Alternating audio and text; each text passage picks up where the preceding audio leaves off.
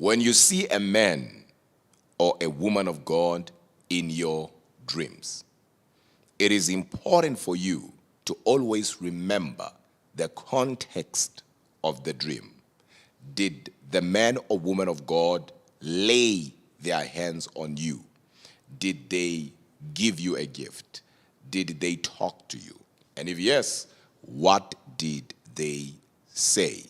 Did they pray for you? Or you were in a prayer meeting and they happened to be there? What's more important is not really the face of the man of God. What's important is the context.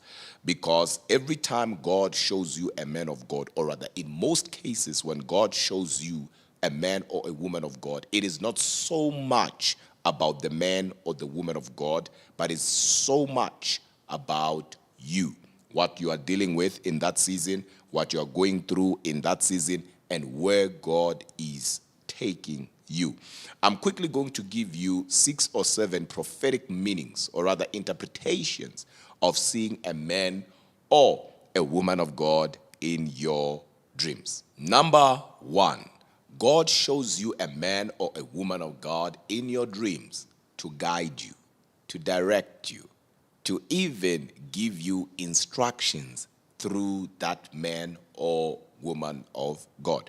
We all know that men and women of God are vessels, and they are considered to be messengers. So God, sometimes for him to get a message across to you, he will use his trusted vessels. And in this case, it can be a man or a woman of God. Hence, it is important for you to always remember the context of the dream. Number 2, God shows you a man or a woman of God to bless you. Remember, Hebrews 7 verse 7 declares that the less is blessed by the greater. Number 3, to warn you. Let's say you are in a season where you feel like you need to change states, cities, from one place to another. And God, being God, because he's all-knowing, he knows that as soon as you make that move, your life is going to be stuck forever. He will then use a man or a woman of God that you know or you trust to stop you from making that move. Because you already know that man or that woman of God, it's easy for God to use them. So the man or woman of God can appear in your dreams and tell you, don't make that move. Number 4, to deliver you. Remember, whenever God schedules your deliverance, he schedules it with your deliverer.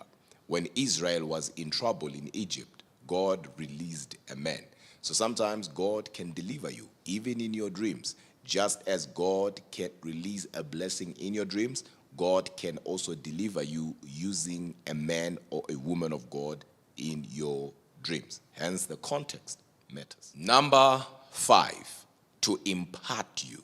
Remember, God ties dimensions of graces, anointing, and possibilities to men or women of God.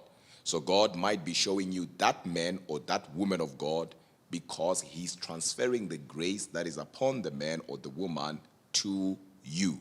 What's important here is when you wake up after maybe the man or the woman of God has laid their hands on you, transferring grace is to stir up that which you have received.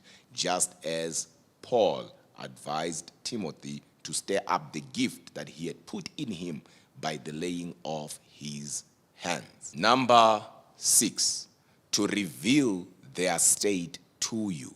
It could be that your man or woman of God, or that man or that woman of God that you are seeing in your dreams, they are currently going through something. And as a result, this time around is not about you receiving, but it's about you giving something. It's about you ministering to them with your substance. Sometimes God might be revealing them to you so that you can stand in the gap and pray for them. Again, it brings us back to the context. Remember the context of the dream. Number 7, God might be revealing the man or the woman of God to you because he wants you to start following them. Believe it or not, God can direct you on who to follow, who to listen to, and who to submit to through a dream. Again, context is everything. Of course, I had said 6 or 7, but I will give you up to 8. Number 8, God shows you a man or a woman of God in your dreams to teach you.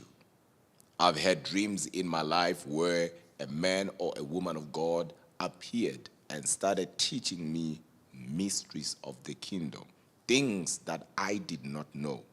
And trust you me, after that dream, I will wake up having an understanding that I did not have before I went to sleep. And sometimes it's not really the man or the woman of God that you see.